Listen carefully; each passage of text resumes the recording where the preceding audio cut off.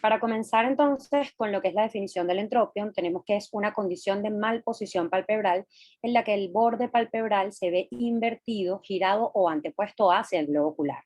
Esto ocurre por inestabilidad o afección de alguna de las estructuras que conforman el párpado y que afectan las lamelas palpebrales. En cuanto a las consideraciones anatómicas que debemos tomar en cuenta a la hora de hablar de entropión, tenemos pues todo lo que es el complejo retractor del párpado inferior. Entre ellos, la fascia capsulopalpebral es el músculo retractor del párpado inferior que se origina en el músculo recto inferior, se abre en dos alas para pasar a través del oblicuo inferior y se vuelve a unir para conformar el ligamento de Lockwood que se va a insertar a nivel del tarso inferior. Pero como parte del complejo del retractor como tal del párpado inferior tenemos el músculo tarsal inferior, que va a cruzar desde el ligamento de Lockwood hasta el tarso inferior, pero entre la fascia capsulopalpebral, que es el músculo retractor como tal del párpado inferior, y la conjuntiva. No ejerce en tanta medida como el músculo o la fascia capsulopalpebral, la retracción del párpado inferior, pero es importante saber que existe y que forma parte de este complejo, como lo describimos en la clase de anatomía del párpado. Teniendo en cuenta entonces también, como describimos en esa misma clase, que el párpado tiene tres lamelas, anterior, media y posterior, debemos saber entonces que los factores que contribuyen a la estabilidad o inestabilidad del párpado inferior es, en primer lugar, la tensión adecuada horizontal del párpado, que como dijimos en la clase anterior, viene dada por el tendón cantal medial y el tendón cantal lateral, la tensión apropiada del retractor del párpado inferior y el equilibrio tensional entre las lamelas anterior y posterior. Pasando entonces a lo que es la clasificación o las características de cada tipo de entropión, en primer lugar tenemos el entropión congénito. Este se trata de una rotación interna del margen palpebral que ocurre desde el nacimiento. Y la causa más común de él va a ser la desinserción del retractor del párpado inferior. Sin embargo, se han descrito muchos casos en los que ocurre, en vez de una desinserción como tal, este pliegue cutáneo extra que va desde el canto interno al canto externo, conocido como epibléfaro. Y pues por supuesto la conducta quirúrgica va a cambiar de acuerdo a el origen, si estamos ante un epibléfaro o si estamos ante una desinserción del músculo retractor del párpado inferior. Tenemos que este tipo de entropión es más común en pacientes asiáticos y que suele tener una resolución espontánea. Y la cirugía, pues, la vamos a practicar en casos sintomáticos o, por supuesto, en caso de que no veamos una resolución espontánea en el paciente. Y siempre dependiendo, por supuesto, de la causa. De esto vamos a hablar más adelante, pero siempre es importante saber determinar qué es lo que está causando el entropio en el paciente pediátrico para poderlo tratar adecuadamente. Luego tenemos el entropión involutivo, que es el que vamos a ver más comúnmente, y está en relación con la edad, porque como dijimos anteriormente, pues característicamente con el envejecimiento viene una serie de cambios a nivel de la piel y de los tejidos en toda la cara, en todos los tejidos faciales y en el párpado como tal, que van a llevar a una laxitud o una hiperlaxitud como tal. Entonces, pues los factores anatómicos que van a influir, como dijimos anteriormente, en este tipo de entropión va a ser la tensión horizontal del párpado y la laxitud o desinserción del retractor del párpado inferior. ¿Qué es lo que ocurre? Que el músculo orbicular, en este caso, puede o no estar hipertónico, pero al contraerse, como hay una hiperlaxitud de los tejidos circundantes o de los tejidos que soportan el párpado como tal, entonces el párpado va a ser propenso a invertirse a este nivel. Tenemos también el entropión espástico, que ocurre por una posición, digamos, contracturada, sostenida, pues tanto del párpado inferior como del párpado superior, y a esto es lo que conocemos como blefaroespasmo reflejo. Siempre, pues, el paciente está ante un estímulo doloroso, por ejemplo, puede ser un trauma quirúrgico, entre otros estímulos dolorosos que pueden estar afectando al paciente.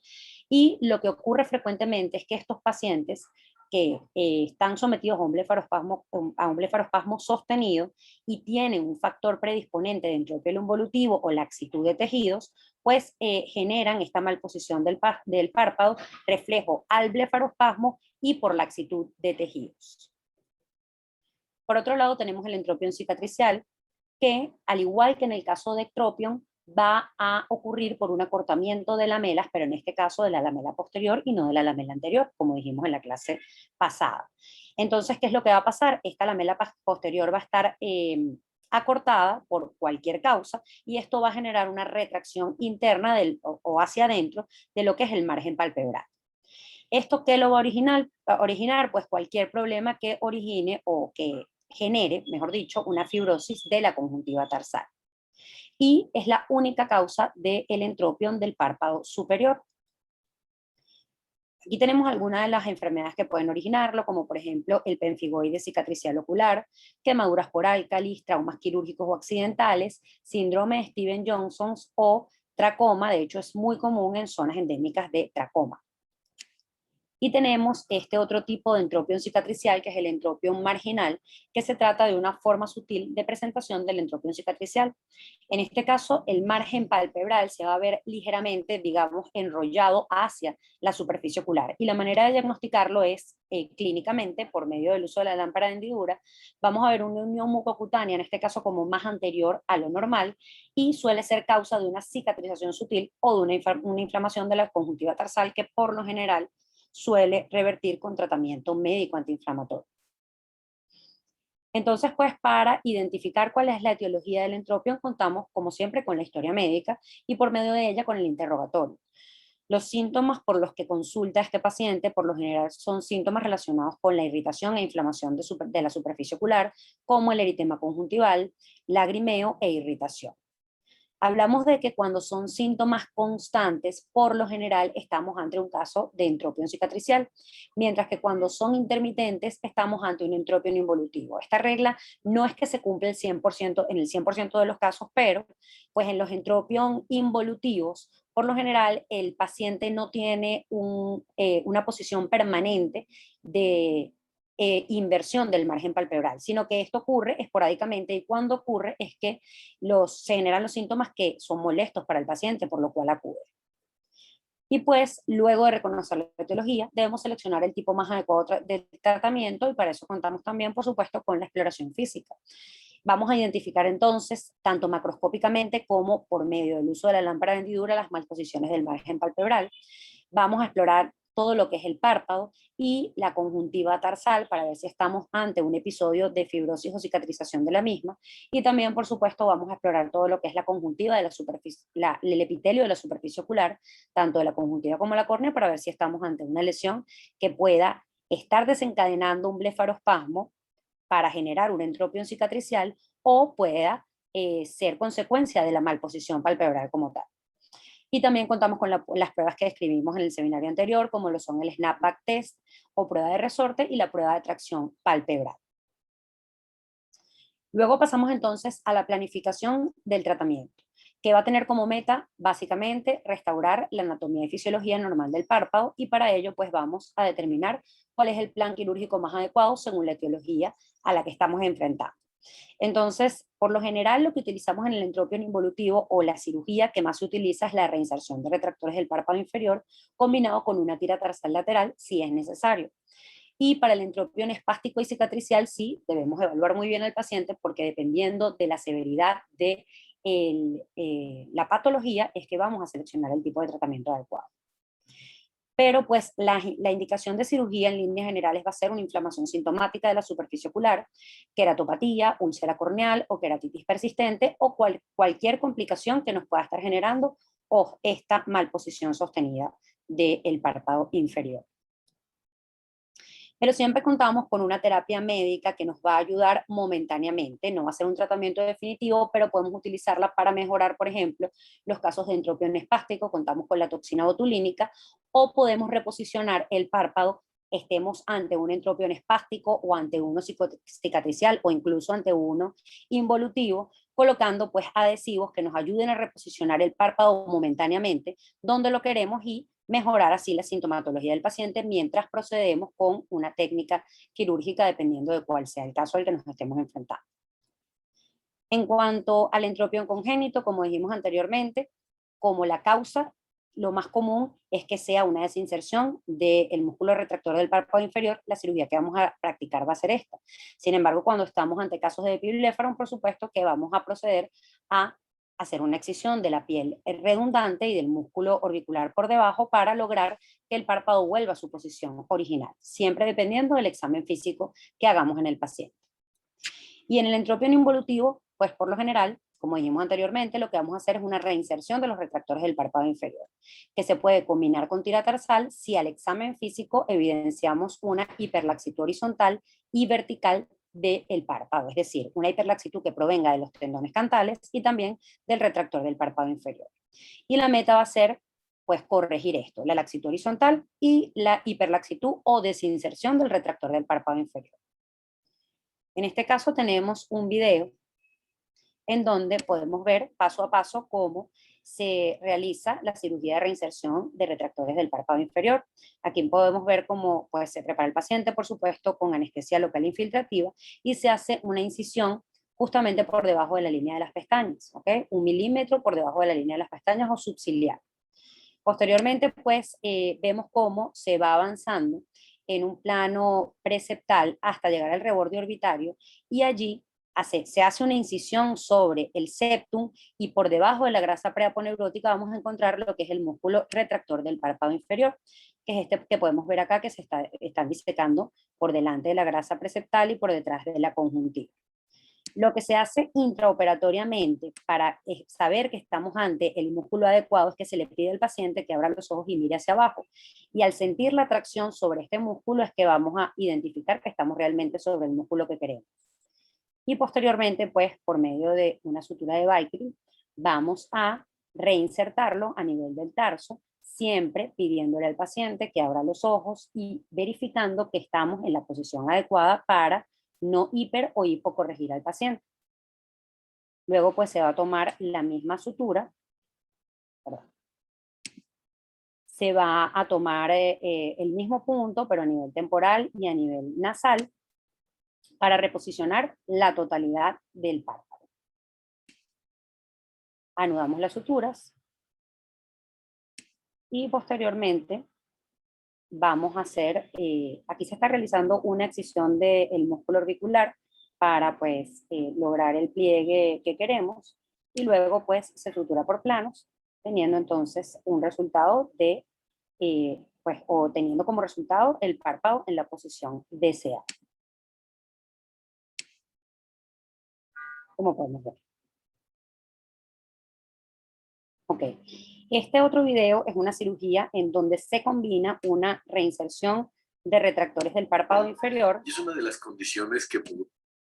Con una tira tarsal lateral. ¿Ok? Aquí podemos ver el entropion significativo del paciente, el examen físico o la prueba de tracción palpebral. ¿Ok? Y pues se procede a realizar el procedimiento. Aquí se hace la incisión subciliar de la misma manera, vemos cómo se identifican, en primer lugar se diseca inferiormente hasta identificar los retractores del párpado inferior y se reposicionan a nivel del tarso inferior. Y podemos ver, luego de que se toma la sutura, se verifica que el párpado esté en la posición que queremos, como en este caso el cirujano practica también una tira tarsal lateral para corregir lo que es la laxitud horizontal del párpado inferior y lograr, por supuesto, una posición adecuada del mismo. Este es el postoperatorio del paciente y podemos ver cómo el párpado está en la posición deseada y no vuelve a invertirse a pesar del parpadeo. Ok. Para el tratamiento del entropión espástico, por supuesto, siempre hay que tener en cuenta que lo primero que se debe hacer es, pues, tratar lo que está generando el estímulo doloroso en el paciente para, pues, posteriormente tratar lo que es la malposición palpebral, porque siempre, en este caso, hay un estímulo doloroso que está generando el blefaroespasmo sostenido y que debemos tratar para poder, pues, corregir posteriormente el párpado. Y contamos entonces con las suturas de Quicker. Esto se realiza por medio de instilación de anestésico local, infiltrativo, y pasamos entonces unas suturas con Vicry 5.0 aguja doble armada desde el fornix a través del párpado y lo vamos a anudar a nivel de la piel para, con este efecto mecánico, invertir el párpado inferior, como podemos ver en este video. En este video, bueno, el paciente tiene su protector corneal y se toma un punto, ¿ok? Desde la piel a nivel del fornix palpebral y pues esta sutura se va a anudar a nivel de la piel y con este efecto mecánico entonces se obtiene la inversión palpebral. ¿Ok? Es un procedimiento corto, es un procedimiento sencillo y por supuesto se hace a nivel nasal y temporal para obtener la eversión completa de lo que es el margen palpebral inferior en este caso.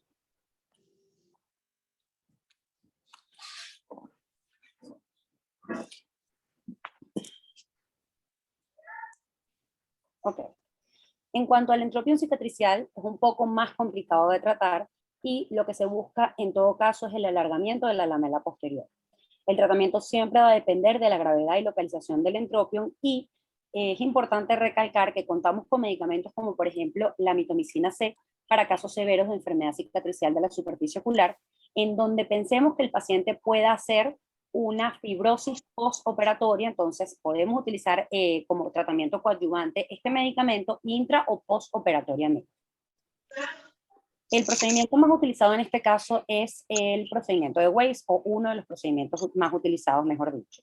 Esto se realiza, por supuesto, siempre preparando al paciente por medio de anestesia local infiltrativa y pues lo que vamos a hacer en primer lugar va a ser, bueno, en este caso esta técnica quirúrgica describe la colocación de unas pinzas hemostáticas. Sin embargo, cualquier instrumento que nos pueda servir como referencia para marcar puede ser también unas suturas de tracción. Lo importante es que lo coloquemos a nivel pues medial y lateral del borde del párpado para hacer una incisión de aproximadamente 22 milímetros. Y procedemos a hacerla 3 milímetros por detrás del borde ciliar, primero a nivel de la piel, luego se voltea el párpado y se realiza esa misma incisión a ese mismo nivel, pero a nivel del tarso y la conjuntiva, como para hacer una continuidad y tener entonces una herida de espesor o una incisión de espesor total que vamos a elongar con las tijeras de Westcott, que como dijimos anteriormente debe ser aproximadamente de unos 22 milímetros. Tenemos entonces el párpado en dos mitades, ¿ok? Una mitad de la incisión que va a estar a nivel del borde ciliar y otra a nivel de, pues, del párpado móvil como tal. Y procedemos entonces a la sutura de esta incisión. ¿Cómo vamos a hacer esta sutura? Vamos a pasar una aguja, ¿ok? Con Vicryl 5.0 que va a ir desde la piel y va a salir por delante del tarso sin sobrepasar el tarso. Luego nos vamos a ir hacia el borde contralateral de la herida o de la incisión que realizamos para pasar a través del tarso contralateral y salir pues a nivel pretarsal. Luego nos vamos a mover temporalmente unos 5 milímetros y vamos a volver hacia la parte contraria de la herida para pasar esta misma sutura a nivel del músculo y la piel. ¿Ok? Este procedimiento lo vamos a repetir a nivel nasal y a nivel temporal para posteriormente anudar las suturas y pues obtener la aproximación de estas dos mitades de la incisión que realizamos. Aquí lo podemos ver en este video cómo se realiza el procedimiento, ¿ok? En primer lugar, en este caso, el cirujano no vierte el párpado para continuar la incisión de espesor completo, sino que la hace directamente a través de la piel. Y pues lo importante es obtener entonces lo que queremos, que es la incisión de espesor completo. Y procede a suturar. Como dijimos, la sutura, en este caso, la va a tomar pues al revés de lo que describimos. En primer lugar va a pues pasar a través del tarso y la conjuntiva, de un extremo de la herida, para salir y pasar a través de la piel en un segundo tiempo y va a pasar a través de la piel y el músculo orbicular al mismo nivel, ¿ok? Como podemos observar. Esta es la manera de suturar, la manera de suturar en este tipo de cirugías. Esto lo vamos a repetir a nivel nasal y temporal.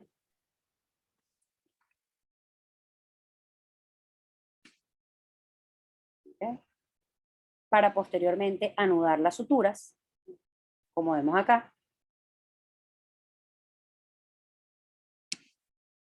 Y cerrar por planos.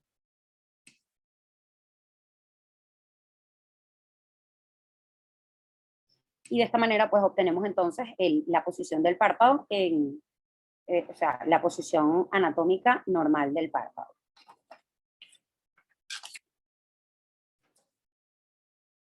Ok.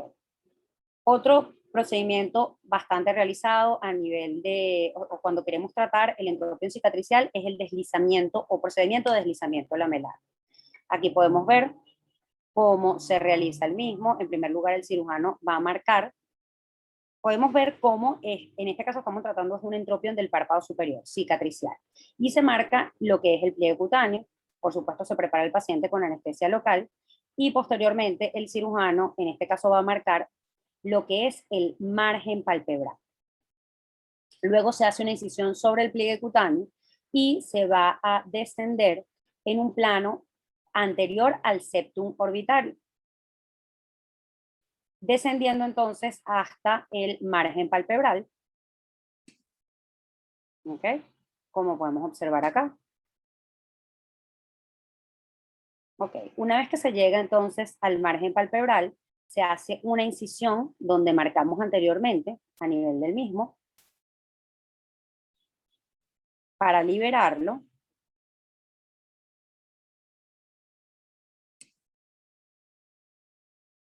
Y justamente este es el deslizamiento que vamos a hacer. La piel y el músculo orbicular que está por encima, vamos a desplazarlo o deslizarlo hacia arriba y vamos a tomar entonces unos puntos de sutura con Vicryl que van a ir desde el margen cutáneo hacia el tarso a este nivel, como podemos observar acá. Justamente para posicionar adecuadamente el margen palpebral.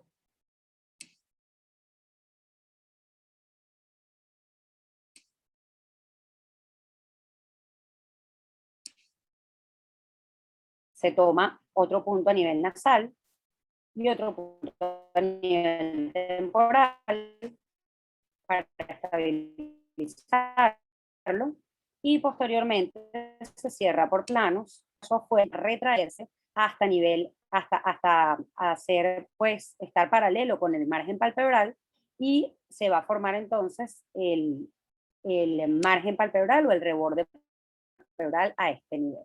Pero una vez que la tracción que se va a generar lleve el tarso hasta el borde palpebral formado. Este es el resultado de la cirugía. Ok, para tratamiento de entropio moderado del párpado inferior está descrita la operación de la fractura tarsal, en donde lo que se va a realizar, como podemos ver acá, es una incisión a través del tarso.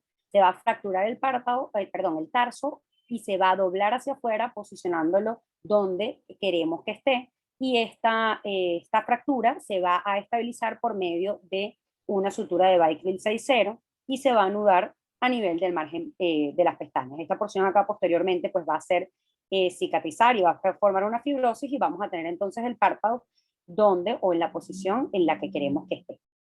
Contamos también con la operación de rotación del tarso terminal, que es para entropión marginales un poquito más severos, en donde se va a realizar de la misma manera, se va a hacer una incisión a nivel del tarso, se va a rotar el el tarso fracturado 180 grados y posteriormente se va a estabilizar esta herida con Vicryl, lo que va a hacer que el párpado pues retorne a la posición que queremos y no se anteponga hacia el globo ocular.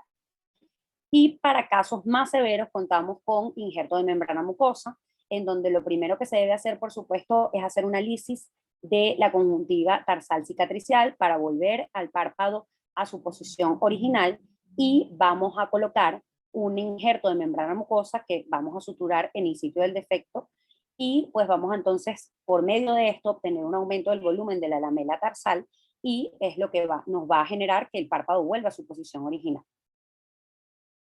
Las complicaciones de todas estas cirugías van a ser, como conocemos, hemorragia intraoperatoria, infección, cicatriz hipertrófica, necrosis incluso del margen palpebral, que es raro de ver, pero puede ocurrir. En casos de hipercorrección tenemos casos de ectropión o de hipocorrección, entropión persistente, que pues siempre vamos a tratar de que esto no ocurra por medio de primero un buen examen físico del paciente y luego siempre es importante verificar lo que se está haciendo en la cirugía, pidiéndole al paciente que abra los ojos y pues diciéndole que haga ciertos movimientos oculares para ver que estamos en la posición que queremos. Y por supuesto se pueden presentar también casos de retracción o asimetría palpebral y pues siempre debemos tratar de hacer, como dijimos, un buen examen físico y una buena evaluación del paciente para evitar este tipo de complicaciones. Muchas gracias.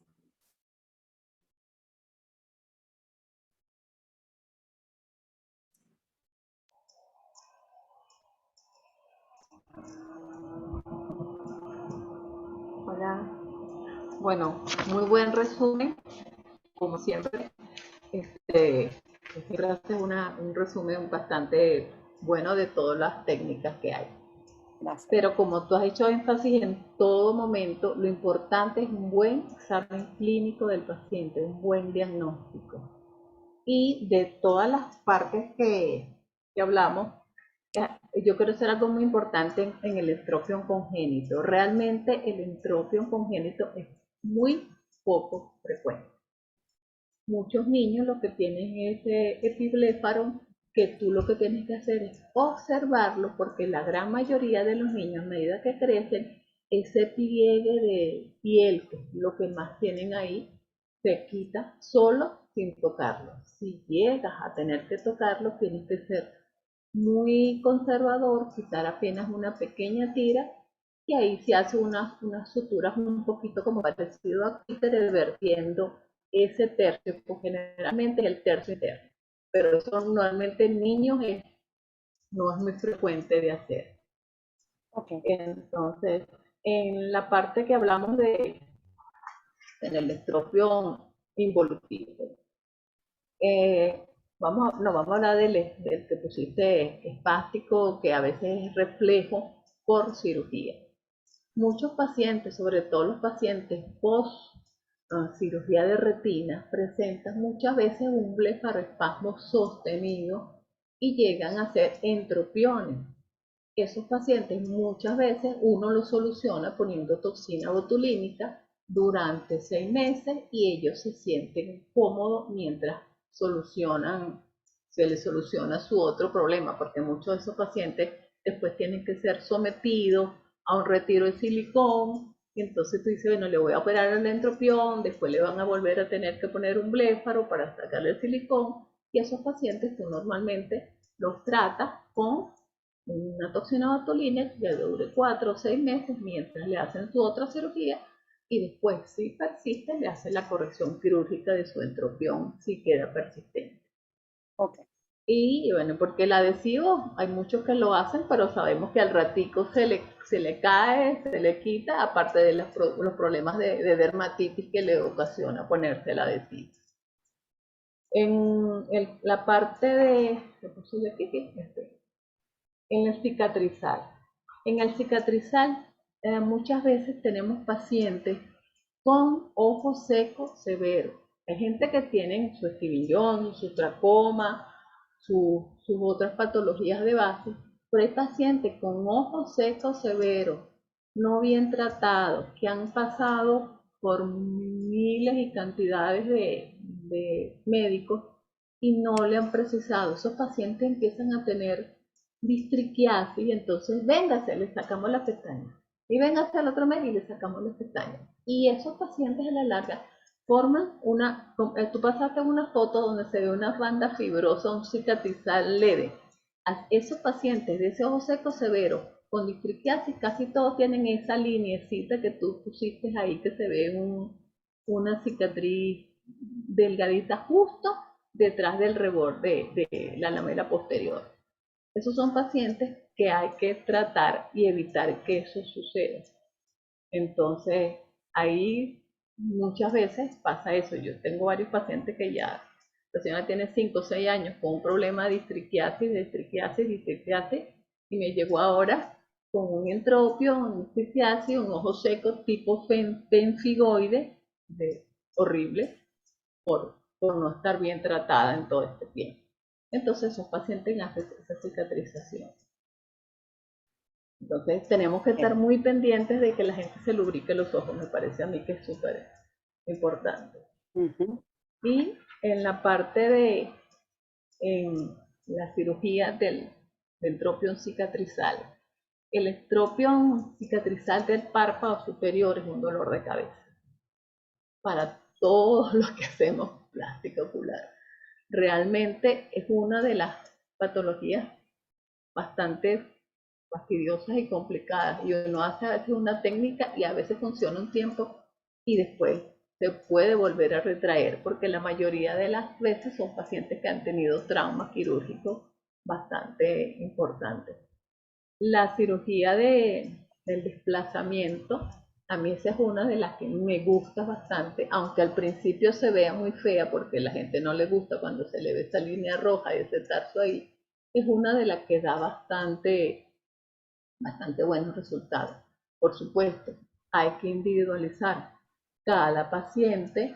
Hay pacientes que tienen un entropio muy severo, que a veces la fractura completa y la reunificación con el Vicryl le dura un tiempo y después vuelve, pero entonces también está el colocar los que llamamos nosotros los expansores. Los expansores pueden ser esclera, mucosa y también a veces mucosa de paladar que tiene un poquito de cartílago, y eso te ayuda tanto en el párpado superior como en el inferior.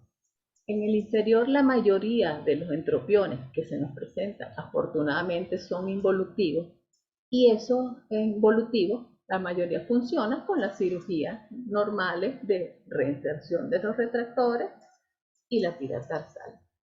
Aquí en la parte de la reinserción de los retractores, buscarlos es muy importante. Imagínense que los retractores del párpado inferior es como la aponeurosis del párpado superior. Cuando tú lo estás buscando, tú vas a buscar, te vas después ves al septum y busca esa línea blanca nacarada que ves abajo, que es como una membrana. Y por eso tú le dices al paciente, mire hacia arriba, mire hacia abajo, y tú ves cómo te ala el músculo, te lo lleva hacia atrás, que es el retractor. Entonces tú sabes que estás en la posición. Es una reinserción, lo agarras, lo recolocas y lo llevas otra vez al tarso inferior a su posición, que es la que más generalmente se usa. Y dependiendo, hay pacientes que solamente con la reinserción de los retractores vemos que el párpado queda en buena posición.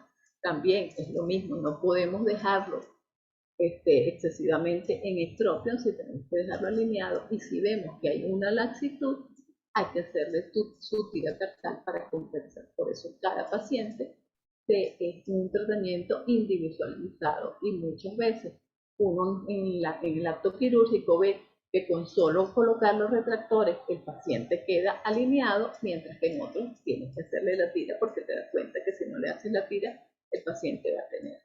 Lo mismo es quitar ese poquito de orbicular hipertrófico, porque estos pacientes, claro, con la cantidad de tiempo que tienen con esa contractura del orbicular, tienen un orbicular hipertrófico que hay que retirar, no completo, pero sí una porción del orbicular para aplanar esa zona, para quitarle un poco de fuerza y para que no nos vuelva a hacer la inversión del párpado. Sí, en las técnicas de tanto la de Weiss como la de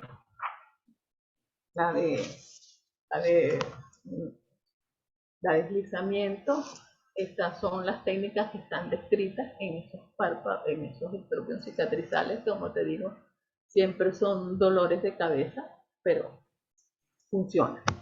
Eso me parece. Y bueno, los expansores, como te dije, hay gente que usa esclera, hay gente que usa mucosa. Por ahí vi a Rocío. Rocío, ¿qué nos puedes decir tú, ya que estás ahí calladita?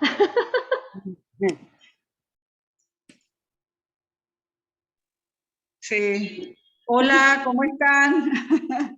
Hola.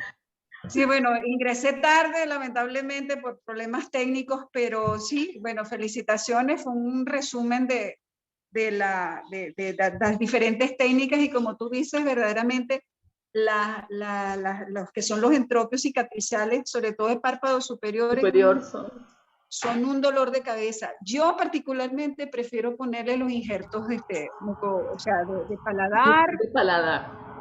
Prefiero eso porque he hecho las fracturas tarsales y tienden a recidivar. Y sobre todo si tienen una enfermedad de base, si tienen un pénfigo o si tienen una enfermedad ya inmunológica o una distroquiasis o esa conjuntiva, eso va a recidivar nuevamente. Entonces, realmente sí son un dolor de cabeza.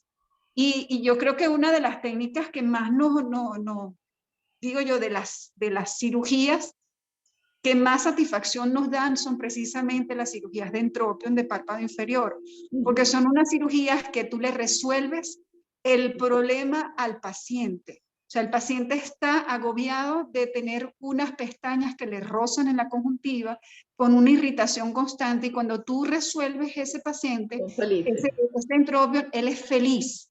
O sea, Claro. esa es una de las más satisfactorias que yo digo dentro de la oculoplástica, aparte de las blefaroplastias, por supuesto, pero dentro de estas funcionales, la más satisfactoria para mí me parece que es la cirugía del entropio. O sea, bien hecha, haciéndole su buena tira tarsal, reinsertando bien los retractores, yo creo que no tiene pérdida. Hay muchas personas, muchos cirujanos, oftalmólogos generales, que no se meten mucho como en Honduras y hacen las casitas invertidas. Resuelven la parte de la laxitud horizontal, pero si tú tienes una laxitud palpebral, sabes que ya tienes un problema a nivel de los tendones, entonces si tú no le haces una tira tarsal, eso es un paciente que va a recibir. Entonces yo, bueno, ese tema a mí siempre me ha gustado mucho, pero sí estoy de acuerdo con la técnica de las fracturas tarsales tienden a recidir. A menos que hagas el avanzamiento que dijo la doctora, fue una de las técnicas, me parece que es un poquito, se ve cruenta, dejar ese tarso todo expuesto, pero esa sí le he conseguido en algunos pacientes que tienen su pénfigo y que tienen cicatrices bastante severas, sí he conseguido algunos resultados. Bueno, yo he hecho eso en pacientes con prótesis oculares que han tenido prótesis deformantes, que entonces hace esos entropiones. Yo le he hecho ese a esos pacientes y le funciona. Son uno de los pocos, pero la mayoría de los otros hay que poner generalmente injertos. Sí, sí, yo mil veces prefiero los de paladar es excelente. Paladar es el excelente, claro. Lo que pasa es que, claro, hay que saber hacerlo, hay que prepararse en la profundidad, sí, explicarle bien al paciente que va a tener una molestia adicional, pero sobre todo en pacientes que usan prótesis dentales, explicarle que a lo mejor le va a molestar con su prótesis dental, pero esos tienden a cicatrizar y cierran perfectamente. O sea, yo creo que más duele una mucosa de carrillo o una mucosa del labio que la del paladar. Que la del paladar. Sí. Okay. Bueno. Gracias, doctora. ¿Alguna pregunta? ¿Algún otro que tenga comentario? Lamentablemente Morela no le llegó por lo visto el internet. Ay, sí, me extrañaba no verla. No, es que no tenía internet y que estaba